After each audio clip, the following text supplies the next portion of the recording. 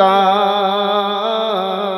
तरन्नुम है, ये चुम्न दहर कलियां का तबस्सु न हो बलगल उला बिकमालिही। पढ़ुन सबाई, बलगल उला बिकमालिही कशफत दुजा बिजमालिही हसनत ज़मीया खिसालिही सल्लो अलैहि वालिही। अरब अमार मक्का अमार मदीना আমার সোনার দেশ,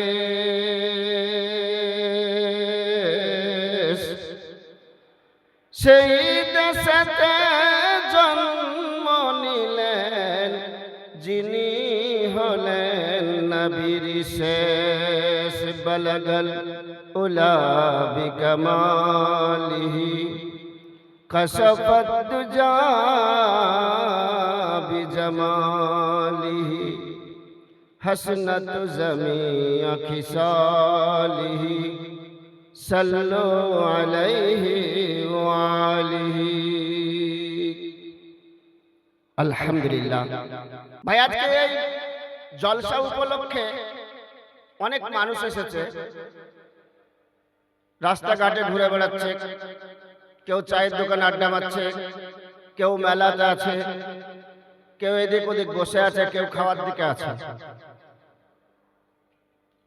আল্লাহ পাক তাবারাক তাআলা আমাদেরকে ওই সমগ্র মানুষের চাইতে, যারা গুটি কয়েক মানুষ আমরা স্টেজে বসে আছি, এই গুটি কয়েক মানুষকে আল্লাহ পাক তাবারাক তাআলা ওই সমস্ত মানুষের চাইতে বেশি পছন্দ করেছে, বেশি ভালোবেসেছেন। কি না বলেন?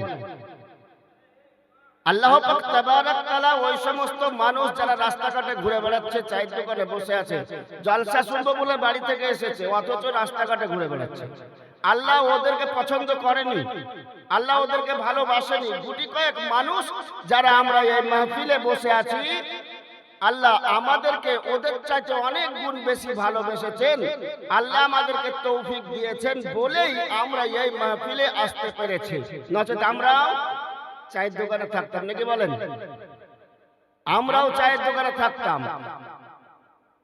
অতএব আল্লাহ পাক তাবারাক তাআলা আমাদেরকে ওই সমগ্র মানুষের চাইতে যে বেশি ভালোবেসেছেন, বেশি পছন্দ করেছেন, যার জন্য আল্লাহর আরেকবার শুকরিয়া আদায় করি মহব্বতের সঙ্গে। বলুন আলহামদুলিল্লাহ। তারপরে পরে বিশ্ব নেতা, বিশ্ব নবী, যিনি নবী কুলের শিরোমণি নবী মুহাম্মদুর রাসূলুল্লাহ আরবি সাল্লাল্লাহু আলাইহি ওয়াসাল্লামের প্রতি লাখো কোটি দরুদ ও সালাম শান্তির দ্বারা বর্ষিত করুন আল্লাহুম্মা আমিন।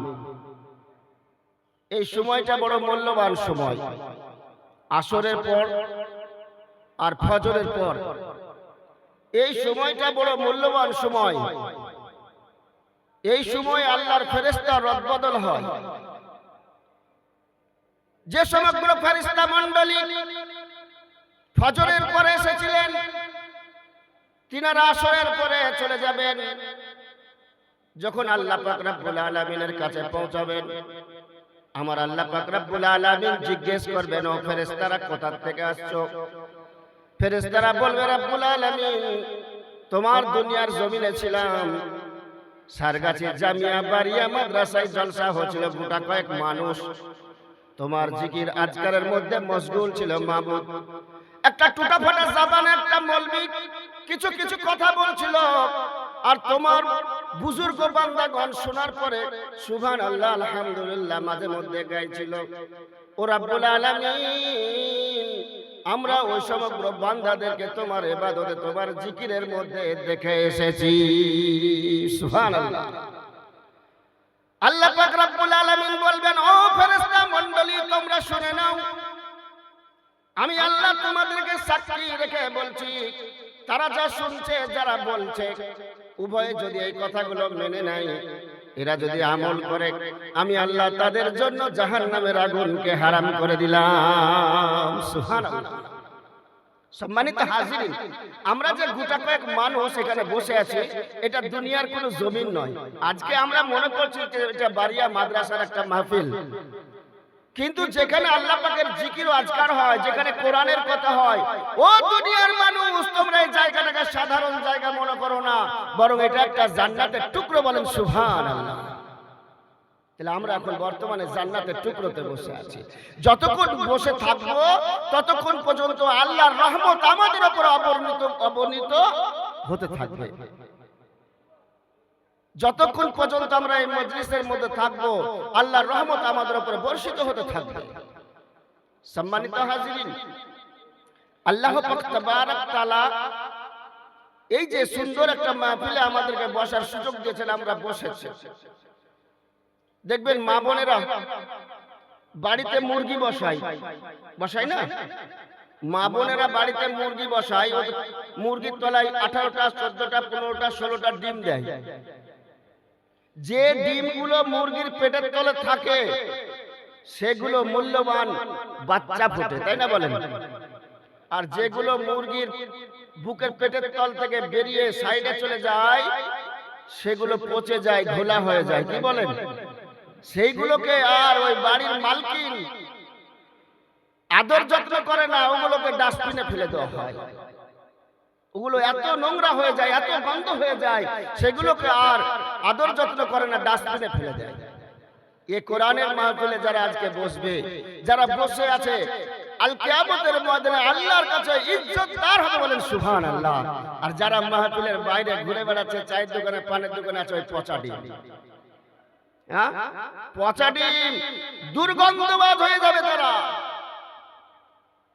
দেখবেন মা বোনেরা ছোলা ভাঙে, ছোলা মটর জাঁতাতে ভাঙে না, যেগুলো জাঁতার তলে থাকবে সেগুলো ডাল হবে, মূল্যবান হবে।